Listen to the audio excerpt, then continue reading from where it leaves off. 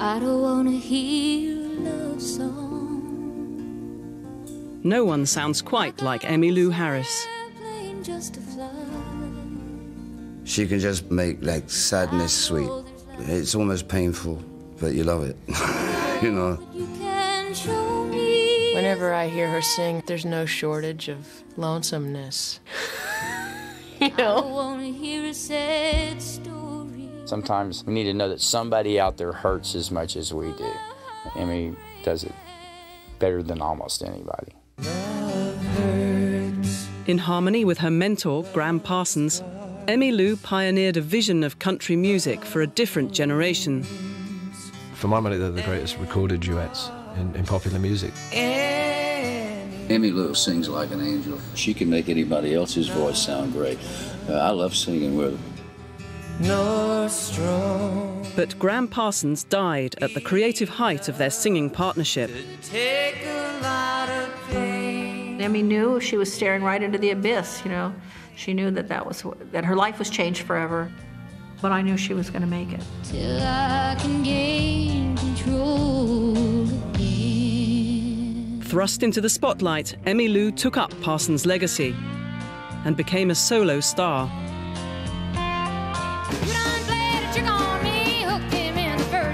Emmylou was very instrumental in educating that whole generation, the baby boomers, into country music. Gradually, Emmylou joined the likes of Dolly Parton as a queen of country music. But as she honored the past, Emmylou fell out of step with mainstream country. In the mid-90s, Emmylou floated free altogether, radically reinventing her sound. I was ready for love, I was ready for the money. She had made this conscious transition from country music, some kind of spiritual overhaul musically. Now in her 50s, Emmylou is finally emerging as a songwriter in her own right. Emmylou has the soul of a poet. It was there all along. It just finally really came to fruition.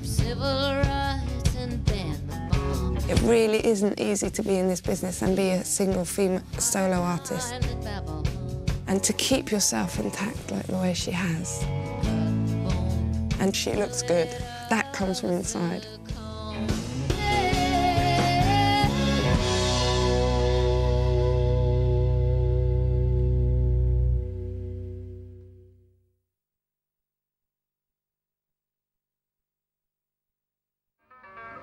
What did you learn in school today, dear little boy of mine? What did you learn in school today, dear little boy of mine? I learned our government must be strong. It's always right and never wrong. I wrote a letter to Pete Seeger when I was a teenager. I wanted to be a folk singer, and I didn't feel I had any credibility.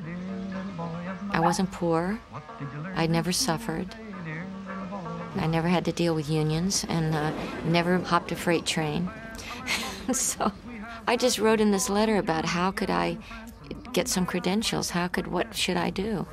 And he wrote me back this letter that basically said, don't worry about, you know, suffering, it will happen. That's what I learned in school.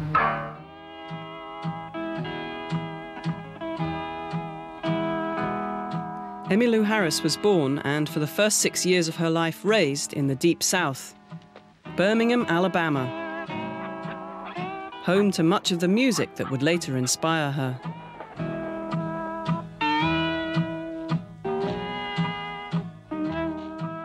Emmylou's father, Walter, was a US Marine pilot. He had served with honor in World War II, and when Emmylou was 5, he signed up to fight in the Korean War. But Walter's plane was shot down. I remember standing with my mother when she got a phone call telling her that my father was missing in action. I didn't know what exactly that meant, but I knew it meant I might never see my father again. Then we found out he was a prisoner, but that still was no guarantee that he was going to come back alive. I think it made me a very stoic little 5-year-old. It made me realize that, you know, no matter what happens, you have to carry on. And I have that in me, although I don't know if I've ever been hit with anything that I couldn't recover from. 18 months after his capture, Emmylou's father was released and safely returned home, resuming what would become a 30-year military career.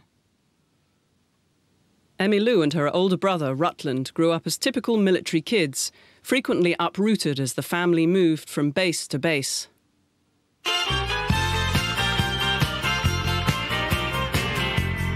Nevertheless, Emmylou went on to become a model high school student.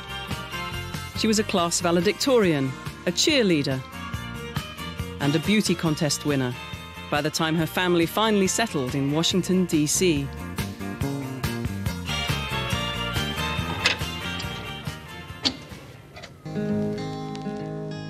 Go away from my window, leave at your own chosen speed. When I was in my teens, in the mid-60s, there was a real big folk music revival that happened in America.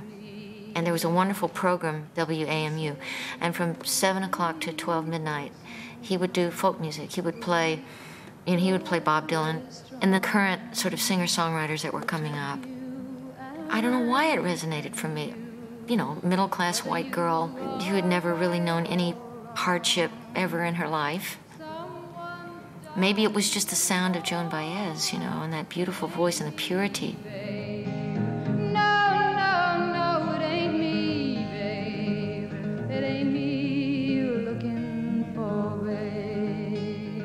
And so I got a guitar and I just started teaching myself these songs. Although drawn to folk music, Emmylou initially chose a college course that would set her off on a different kind of stage career. I wanted to be an actress, yeah. And I say that because I had very little talent for it, but in my high school I was, you know, pretty good, but when you actually get into competition. So I did go to college on a drama scholarship, but whenever I had any spare time, I was always down at the local bar playing music. Old brown clock ticking on my shelf, take my mind to someplace else. I found I had the ability to actually quiet people in a bar, to reach people. The music infused me with all the things that were missing from me and woke up all those kind of dormant things that were in me, which acting didn't. I felt that I was home. I felt this is who I am and this is what I do. I am just a poor boy, though my story's seldom told. I've squandered my existence on a pocket full of mumbles, such are promises. Dropping out of her drama scholarship, Emmylou travelled to the mecca of folk music, New York's Greenwich Village. It was a huge decision for me to kind of go off the beaten path. My parents, they were horrified because they thought I wouldn't be able to make a living. It doesn't matter how talented you are, it's not a matter of how hard you work. You know, we don't want you to be hurt, we don't want you to be disappointed.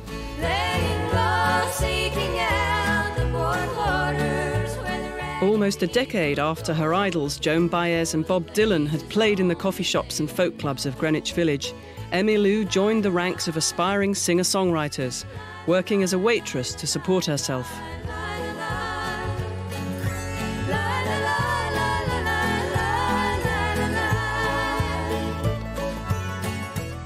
America's war in Vietnam was raging, and opposition to the conflict was a given in the liberal world of folk music. I had difficulty with Vietnam. My father was a career Marine, and I wasn't ready to turn against my parents, who are still the greatest heroes of my life. And I wanted to believe that the government was doing the right thing. There were probably a lot of middle Americans who were questioning it, but they had to choose. They had to go with these crazy, drug-crazed hippies, or they had to be with Nixon. Emmylou returned to her parents, having recorded an album of folk songs, but achieved little in the way of success. She left behind a brief failed marriage to a fellow struggling musician in New York, but brought back with her a new baby daughter, Holly. I moved back to my parents, and they would help me with her. She would stay there. I've stayed there for a while and tried working odd jobs. I wasn't a very good mother. I mean, I was out working all the time. I'm incredibly fortunate that I have a child who doesn't hate me and doesn't use the guilt card, you know, because she has every right to. Gradually, I was able to quit these day jobs that I had, and with the help of my parents, I was able to work 6 nights a week in these clubs. Ironically, like so many of her class and generation, Emmylou wasn't actually very fond of country music. Almost tongue-in-cheek, I would do country stuff.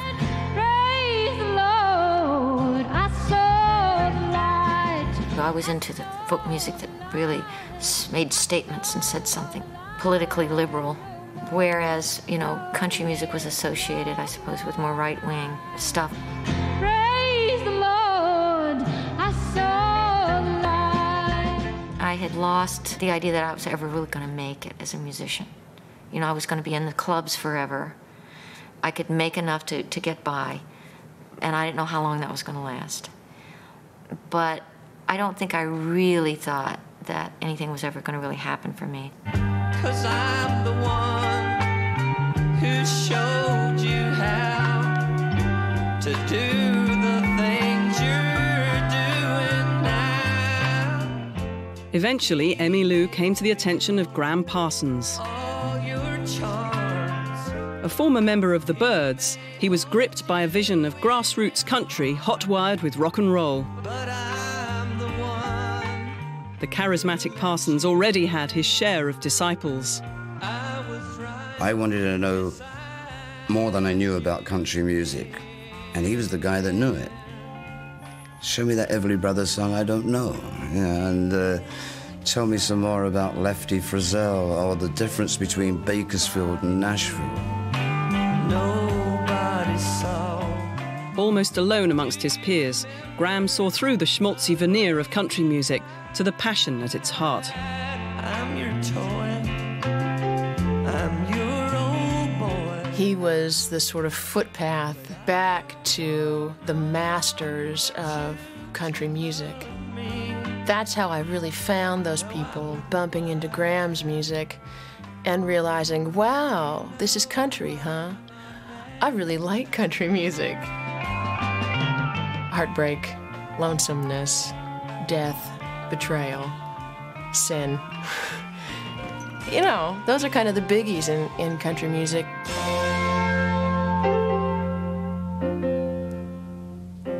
By 1972, Gram had left his band, the Flying Burrito Brothers, and was planning a solo album. But he needed a singing partner. Tipped off by the Burritos about a girl they'd seen in a folk club, Gram called up Emmylou. I wasn't really aware of who Gram was. I knew, I'd heard of the Flying Burrito Brothers. So that when he called me up, you know, and said, this is Gram Parsons, I kind of went, and he had to kind of tell me who he was. He came down and sat in with me and heard something there. It was so serendipitous. You know, you almost have to believe in a divine being. Gram was going to do a country album. He wanted a girl singer. And I thought, why not? You know, because I was still thinking, well, they'll have to pay me. Because, I mean, I had a daughter to support. A year passed before Gram came good on his promise, bringing Emmylou across country to Los Angeles, where recording for his solo album had finally started. I got a ticket in the mail, and I just went out there. I had no idea. I didn't know what to expect. When I first met Emmylou, she was down the hall, and as Eddie said, Emmylou something, I can't think of her last name, is down the hall. So I knocked on the door, and there was this young, pretty girl with her child. Their daughter, Holly, was traveling with her. Emmylou was just a very quiet girl. I was very unimpressed, you know, having worked with the Rolling Stones. Who was she, you know? Emmylou had walked into a hotbed of talent brought together by Gram, including 2 musicians from Elvis Presley's Taking Care of Business band, guitarist James Burton and pianist Glenn D. Hardin. We got to the studio, everybody got in tune and all that sort of thing, and then we started looking for Gram. We couldn't find him.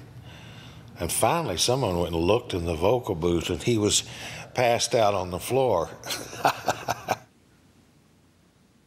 Graham had a drinking problem. He thought he had the same metabolism as Keith Richards. You know, Keith can eat nails and piss rust. During these recording sessions, it was really difficult, sometimes getting him standing up to sing. I'd never been around people like this. Well, I should say Graham. I thought, if this is the way people make records, I don't get this. She was kind of a hippie chick. During the recording sessions, she would sit there and crochet and knit, and I'd approach her and say, Emmy, you supposed to be inside with Graham? She'd say, when Graham wants me, Graham will call me. And there was that kind of sweetness that, I instantly took a liking to her. That's all it took, the mention of your name. When it's her time to sing, she was there and she was spot on. And she got your attention, because if Graham was having a problem singing, she was hitting all the parts. She was nailing them. I've tried so hard to let you go, but look. He was going, geez, this girl is better than I had expected. She had a good sobering influence on Graham to get his act together. He wasn't going to be upstaged by the chick singer. That's all it took to make me know that I still care. The first time I heard her sing was when Graham sent me some tapes. Oh, you lucky son of a bitch. I mean, not only can she sing, but she's beautiful. That's typical GP luck.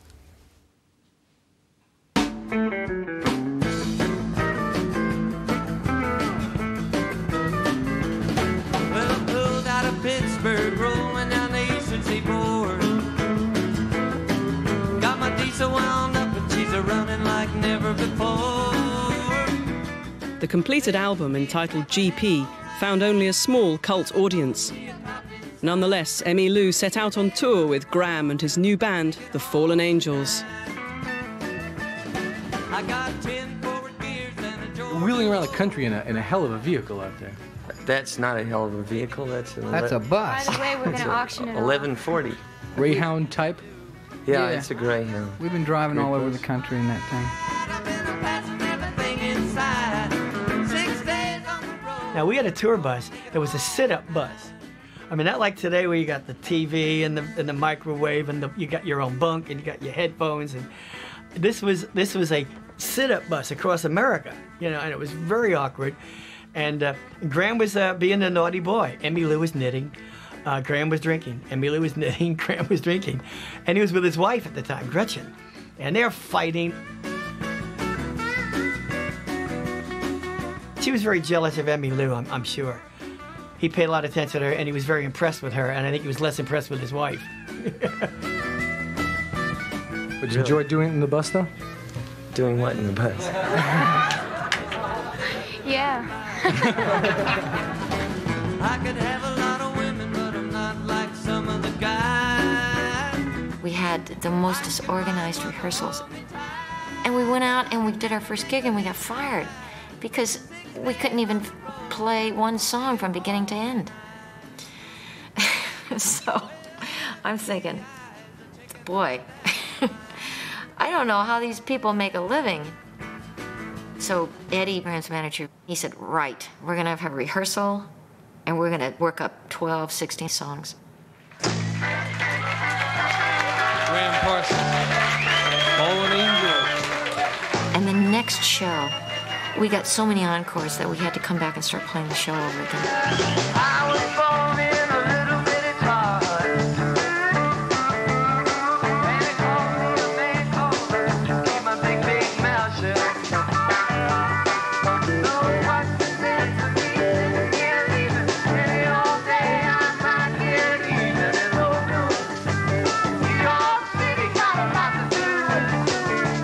I go to this club, The Quiet Night in Chicago, to see Graham Parsons. And when Emmy opened her mouth, that was it. Everybody just stopped and looked at each other, looked at her. It's not something that you would forget easy, you know?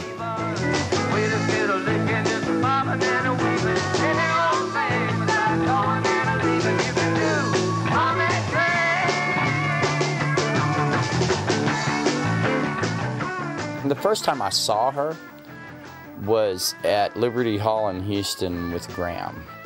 And I'd basically run away from home to see the show. And everybody, I think, that was there fell in love with Emmylou Harris.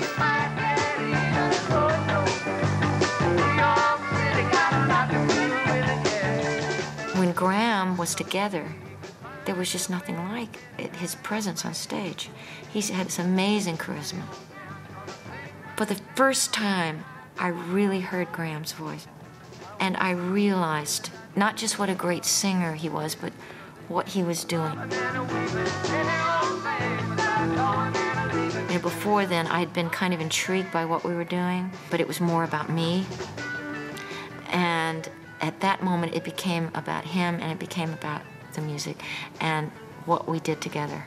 I realized I was a part of something that was pretty extraordinary.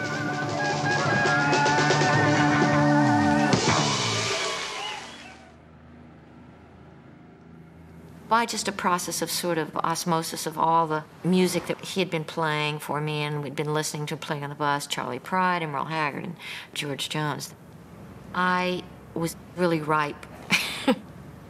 And I realized the beauty of the simplicity of country music, to get across the truth and the emotion of what you're trying to do.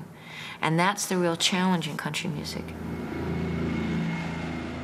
In Graham's mind, as the sound evolved, it was, oh, I've got my Tammy Wynette. I'm George Jones and she's Tammy, and we're going to do that. When trouble came, we held on to each other. Both of them learned to love and respect the classic male-female country duet.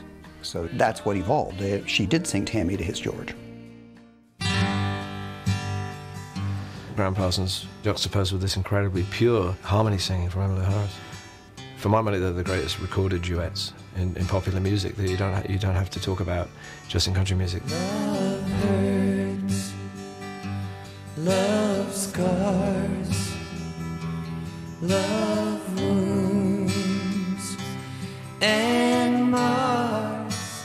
The blend of the almost uneven way he sings, but very truthful, and the way in which Emmylou's voice wraps around his voice, I thought it was fantastic. Enough to take a lot of pain, take a lot of pain. Love is like a cloud, pours a lot of rain. She's one of those harmony singers who, even though she's in perfect tandem with the lead singer, you kind of can't take your ears off of her. Even so, I know a thing or two. I've learned from you. Well, Love Hurts was always my favorite, you know, that they did together. It just killed me. And they would play and face each other and sing. Emmy looked right into his eyes always. They were always looking right at each other. Of course, Emmy was very easy to look at. Love hurts.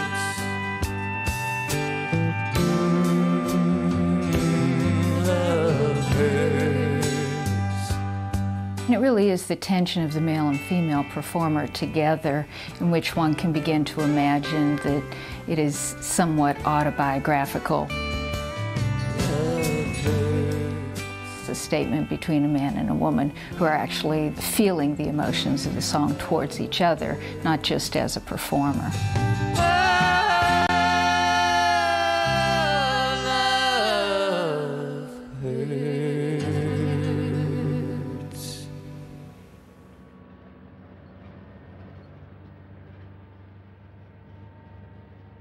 Emmylou recorded another album with Graham, Grievous Angel, which refined and polished the coupling of their voices and extended what Graham called his cosmic American music.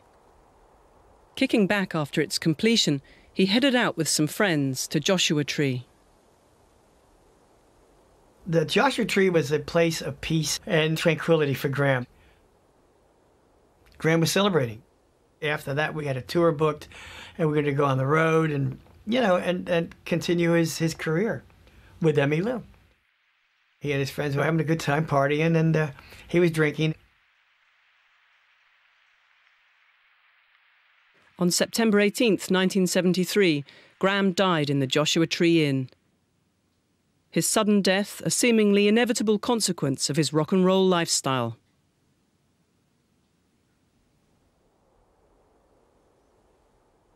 After Graham's death, I thought, well, I'm just going to go to L.A. because that's where Graham had been, and I should just put myself wherever he was, and maybe by osmosis I'll figure out what to do. Emmy came out to Los Angeles, and I remember Emmy being there and staying with me, and I remember her crying. I don't want to hear a love song. I got on this airplane just to fly. And I remember her playing me Boulder to Birmingham. And I remember that she was in just howling pain. It was awful. I didn't see how she could even get through it. And I don't want to hear a sad story full of heartbreak and desire. The last time I felt like this, I was in the wilderness and the canyon was on fire, and I stood on the mountain in the night and I watched it burn. She wrote Boulder to Birmingham after Graham died. And a lot of her songs, I think, have been about Graham. I think it's been a lifelong effort to process what happened. I could see your face. Well, you've really got me this time, and the worst thing is knowing I'll survive. I think that's that thing when you know that you're going to be there with the pain and the other person's never going to be there. Well, you really got me this time. And the hardest part is knowing I survived. I've come to listen for the sound of the trucks as they move down out on 95. I would rock my soul in the bosom of Abraham. I would hold my life in his saving grace. I would walk all the way from Boulder to Birmingham. If I thought I could see your face. If I thought I could see your face.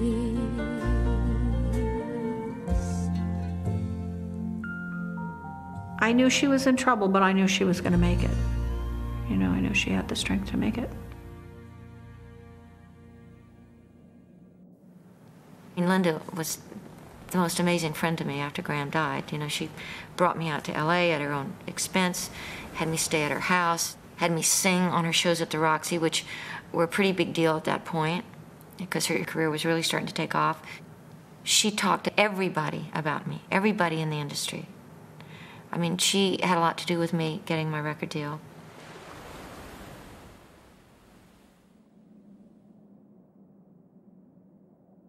I was thrown into that solo spot a lot sooner than I wanted to be. I discovered what I wanted to be when I grew up, and now the person that was going to help me get there was gone. I wanted to see if I could continue Graham's work, in a sense, and somehow find my own identity in there.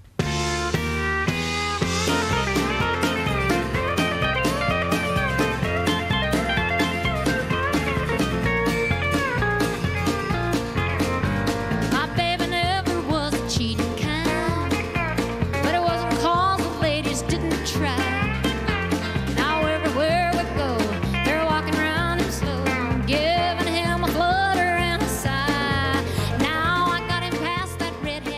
Emmylou's album, unlike Graham's, was an immediate commercial success, with its beguiling mix of country standards and original songs from Graham and other new writers.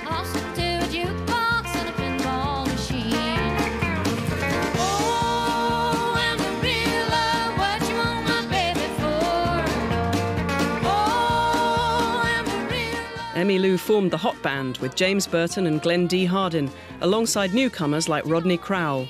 The band lived up to its name and took to the road on a series of acclaimed tours. It was just a great thing to go out and play behind these guys. You might not like me, but if you don't like this band, I don't want to have anything to do with you people anyway.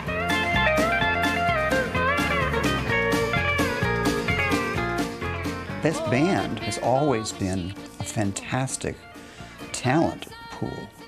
From its ranks have graduated innumerable people who became artists in their own right. I mean, you think how many great Rodney Crowell songs she introduced. It's phenomenal.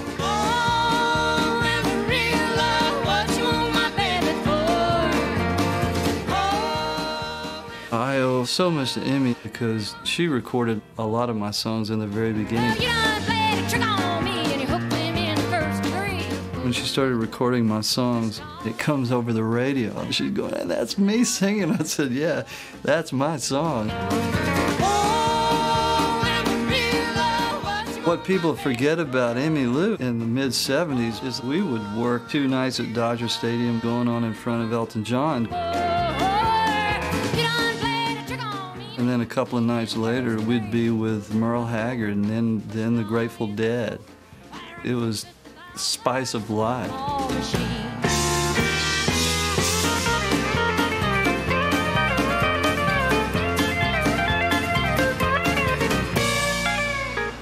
The Hot Band tour with the real rock and roll tours. It was really the old 70s. I mean, really on the bus and partying, playing big venues. It was just really touring. But we had a lot of fun together. We all liked each other real well. We hung out together every night.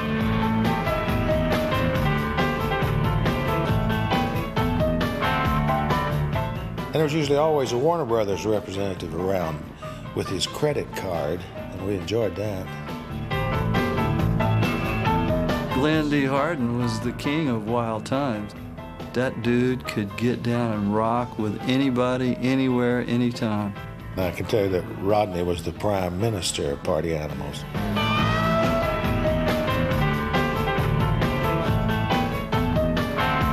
She was now the leader. Though still a chick singer, but she was the boss now, and she handled it well. She was one of the guys. I had such a massive crush on Emmy. And she was so sweet and like really kind of gently said, we're going to be friends.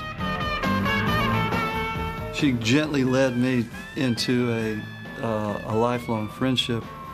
I mean, you're a young man and here's this goddess. I mean, wouldn't you? I fell in love with her and I still love her. When that band would really get cooking, she was out there just riding a big white steed, just riding that horse as fast as it would go.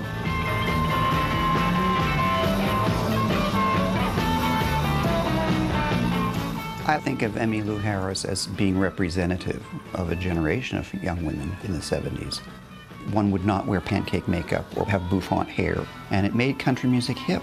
For the first time, you have a young, attractive performer who is appealing to the rock audience as well as the traditional country audience, and that's a real breakthrough. Together again, my tears have stopped falling. The long, lonely nights are now at an end.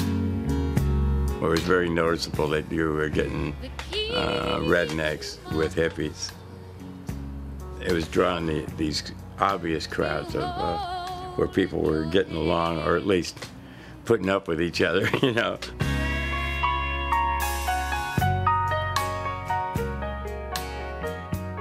Meanwhile, the Hot Band began a series of lineup changes that would both shape and follow Emmylou's evolving musical direction. There were a lot of people that were kind of surprised when when there's this English guy in the band now, taking the place of James, so well, what's he going to do?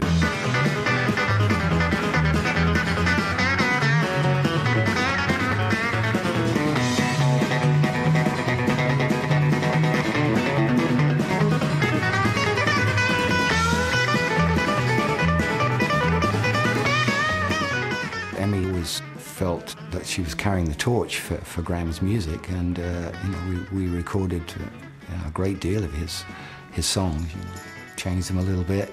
Luxury Liner was nothing like the way Graham did it,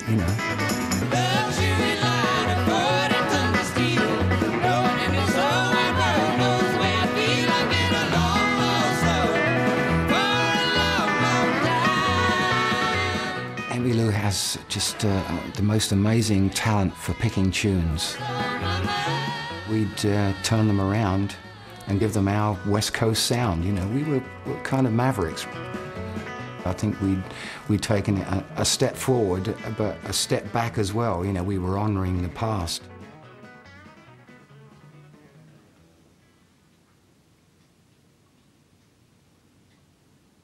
It used to be a time country meant country.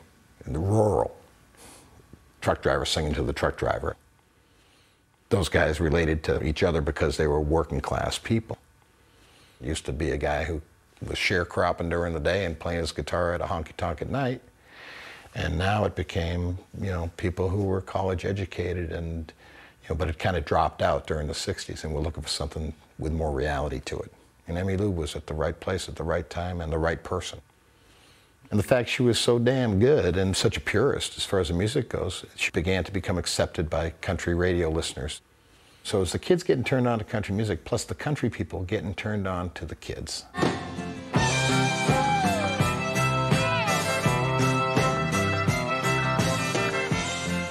With mainstream country audiences gravitating towards Emmylou, she began to move deeper into the music, bringing upcoming players like bluegrass traditionalist Ricky Skaggs into the Hot Band.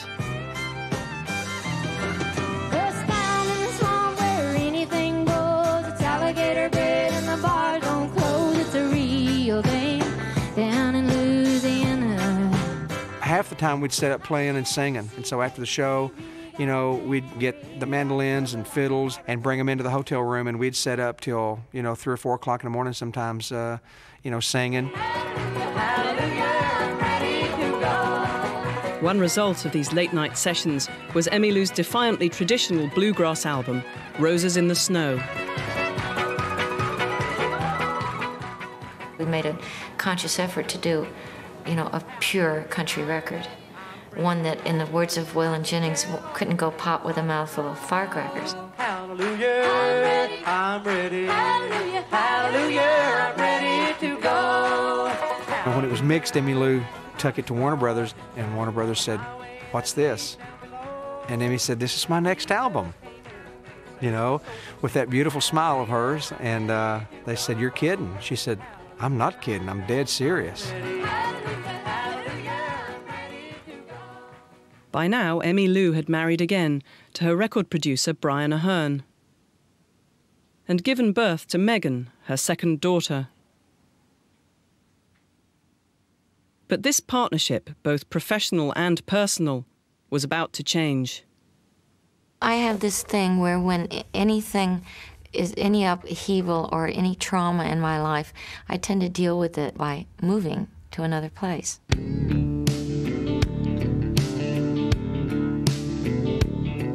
Well, she played around town till she opened the show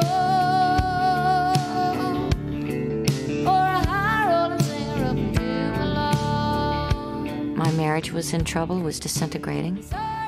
I decided I wanted to put more energy into writing songs and get off the road. Next thing was telling you she was one of the band. I needed a change. Basically, I decided I wanted to write a record, and that was a Ballad of Sally Rose.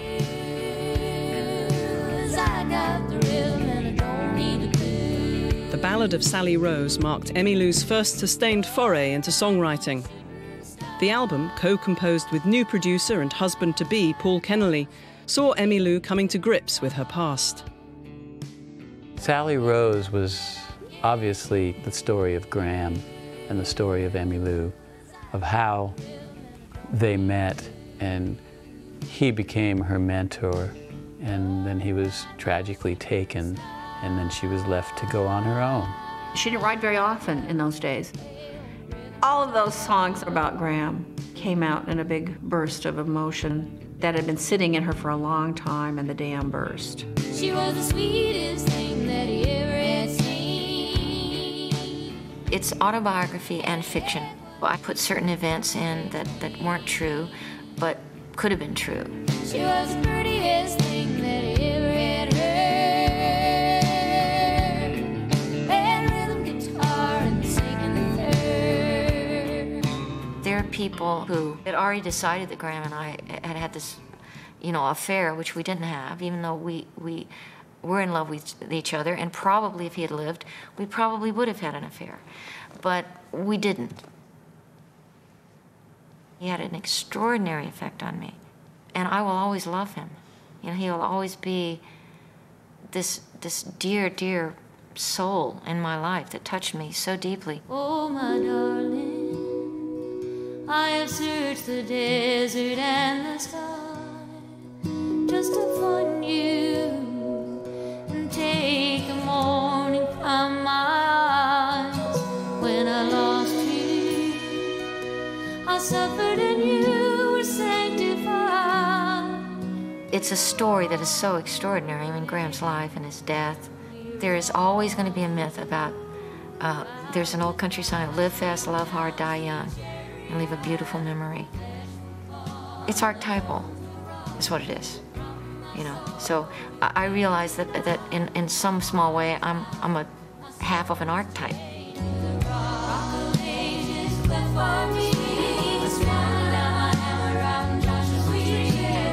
Sally Rose album served to kind of tie up the package a bit for Emmylou about Graham and tidy up her memory of him in a way, writing all those songs and singing them so that possibly she could move on. Although an artistic success, the Ballad of Sally Rose didn't go down too well with the country establishment. The Ballad of Sally Rose was a kind of a concept piece, and Nashville's never been too good at figuring that stuff out, It was such a commercial disaster that I really had to backpedal to just keep my head above water. I didn't even have a place to live. I couldn't afford to buy a house. And I had to sort of go back to what I knew. She was disappointed that all of a sudden her records weren't successful anymore. And I remember having conversations with her about, Emmylou, you don't need to be doing this anymore. Go do what you want to do. And she could have competed, but she would have had to start doing music that wasn't really her. After I wrote The Ballad of Sally Rose, I didn't have anything to write about, I didn't think. Not anything that was important enough for me to go into that cage of writing, which, as I say, it's like going in with a tiger, without the chair. Good boy. To know him is to love him. Just to see him smile makes my life worthwhile. To know. While continuing to record increasingly formulaic solo albums, Emmylou finally got to make a record of favourite songs with her old friend Linda Ronstadt, together with one of their heroines, Dolly Parton. It's so old-fashioned. It was just so against the grain. But we shared a love of that. Just unbridled sentiment, unabashed. Just pour it all out there and say, how you feel. And we went to the recording companies, they went, are you crazy? No one's gonna buy this. That record surpassed everyone's expectation. When it came out, we sold 1 million records like that. Went to #1 on the country chart, album chart, went to #6, I think, on the pop chart, and just became a huge platinum record, like almost instantly. Although the trio album briefly put Emmylou back in the spotlight, her own albums had begun to struggle, and eventually she was unceremoniously dropped by her record company of 20 years. There's a big purge. Warner's, the great Warner's purge. They dropped Van Morrison and Bonnie Raitt and all these people. They dropped them the same week. It wasn't like your contract's up. Prior to that, even the biggest artists, if we sold, gold, 500,000 units, it was huge. But all of a sudden, Randy Travis comes out with his first album and sells 5 million records. We went from a $500 million business to a $2 billion business in 5 years in Nashville, Tennessee. Corporations started coming in. It was the beginning of the corporate culture. And Garth Brooks just took it over the top, good news, bad news. The good news is, we're getting rich. The bad news is we've lost our soul.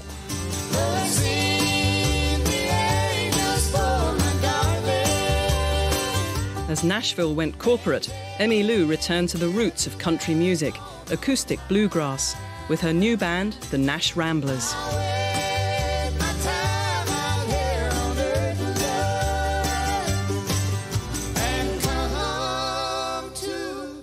While remaining a committed curator of roots music, Emmylou was keen to update her sound.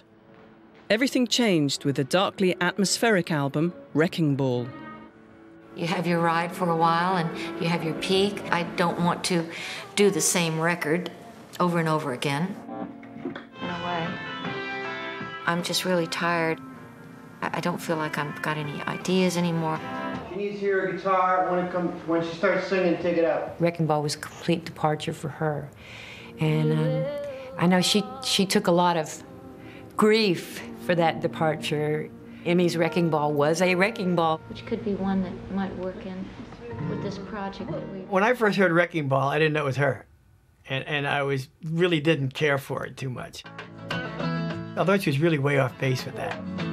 I loved it.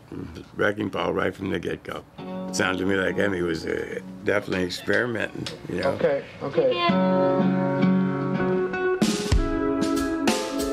It was like she had some kind of spiritual overhaul musically.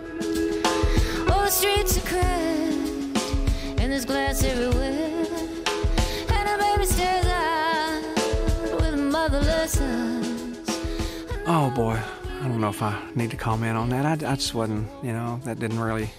I mean, there was some of it that I liked, but I just...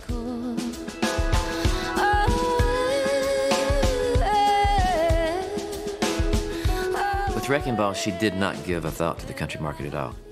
Wrecking Ball had just a little bit of this.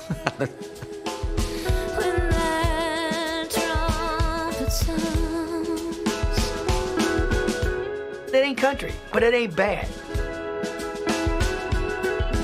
Is it a country record?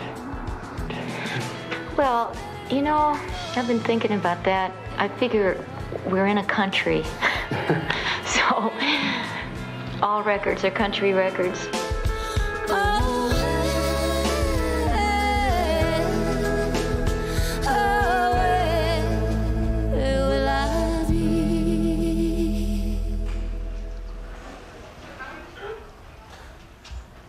Wrecking Ball was a real turning point for me, and it really recharged my batteries. I'd been in a bit of a creative logjam. I had just was stuck, and nothing that I did kind of could jar me out of it. And that was why the decision to work with somebody totally different. Morning. Morning. How you doing? Although still mainly recording other people's songs, Emmylou chose to collaborate with producer Daniel Lanois, known primarily for his work with U2. The sound is very different. The rhythms that Dan came up with on that record, very turbulent rhythms on something, which were very different from me. I don't know why you should limit yourself with all the influences that come your way. You can either sing a song or you can't. Sunburned hot, it burned my eyes, burned so hot I thought I'd died and gone to hell, looking for the water from a deep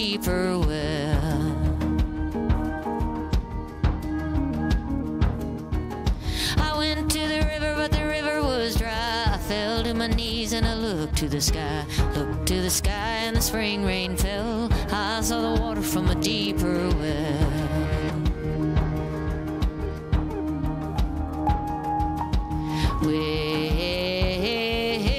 looking for the water from a deeper well.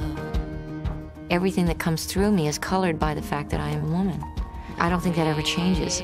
I don't think it ends with your childbearing abilities. I think that it shifts into another very powerful gear once you go into your post-menopausal years. Spirituality, sexuality, all those things come together in a more pronounced way if you pay attention.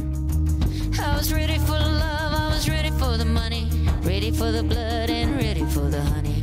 Found I had a thirst that I could not quell, looking for the water from a deeper well. How beautiful that her voice had physically changed. Looking for the water from a deeper well. I listen to those early songs and I sound so young and girly, which is nice, but that voice doesn't fit anymore.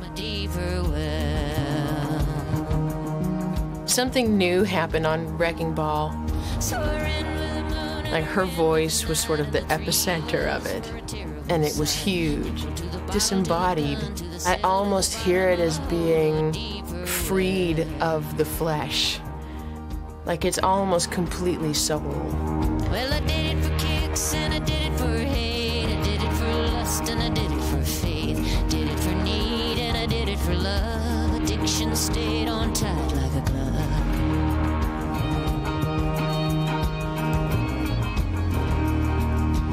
Well, looking for the water from a deeper well.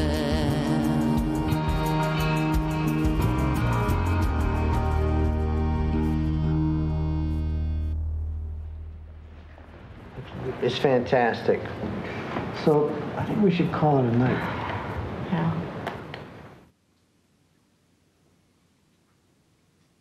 It was to be 5 years before Emmylou recorded another studio album, during which time she inspired and sang with a new generation of alternative country artists. These past few years, I've been in a more solitary space. I could not follow Wrecking Ball with just another group of songs, no matter how good they were by other people, that I had to bring something different to the table. And that was obviously my own words. 15 years had passed since Emmylou's first co-written album, The Ballad of Sally Rose. Now largely writing alone, her concerns had changed. Obviously, the loss of my father was a very painful and profound experience in my life. I think losing a parent is something everyone knows they're going to go through, but you're never prepared for it. I meant to ask you how to fix that car. I always meant to ask you about the war. And what you saw across the bridge too far. Did it leave a scar? That song had to do with my grieving over my father, my regrets over not getting to know him better and not revealing more of myself to him. It was just a way to also honor him, the way he was as a husband, as a father, and to honor him as a soldier. Or how you navigated wings of fire and steel, up where heaven had no more secrets to conceal. He was a prisoner. He was tortured and he didn't give in and he didn't give over any information. His take on it was that they just didn't find his breaking point. Bang the drum slowly, I speak of things holy above and below me, world without end. I know that my father is very conservative. and respected authority. And I think that I do, too, in my own way. I think as you get older, you do get a very conservative streak for certain things. But then there are certain other things that you sort of go, whoa, you know. Oh, the dragons are gonna fly tonight. They're circling low and inside tonight. Revisiting her folk roots, in recent years, Emmylou has worked with the Campaign for a Landmine-Free World. We are aging soldiers in an ancient war. I hope that my father would support me in this. And I think that he would. There are a lot of military personnel that believe that landmines are militarily irresponsible, even if you take away the humanitarian side of it.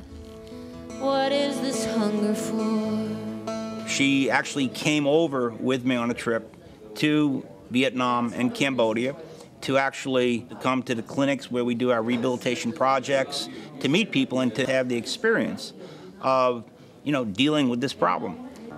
The name of artists that we've had behind this campaign now is staggeringly long, and every single one of them was recruited basically by Emmylou Harris. The boys in Iraq wanna know what they're fighting for. It's George W. Bush's re-election war. I've got the Bush War blues.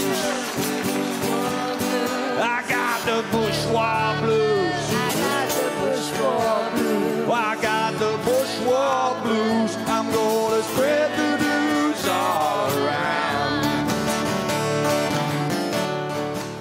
She's not the same little girl that was knitting, 30 years ago. She's progressed and she's a different person, though basically the same values, because she doesn't compromise. Land of the proud, you can sell your soul and your dignity for 15 minutes on TV. Now in her 4th decade as a performer, Emmylou Harris is still pushing her own boundaries.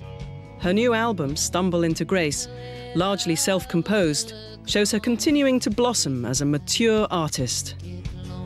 It comes from where I am now in my life. I don't think I could have written any of these songs years ago. It's still a mystery, though, to me, where the songs come from, even though I know they come from me, obviously. I still think that there's such a thing as a muse, because I've been working for her for 30 years, in one way or another. From apple pie, mom, through civil rights and ban the bomb, to Watergate, Vietnam, hard times at Babylon.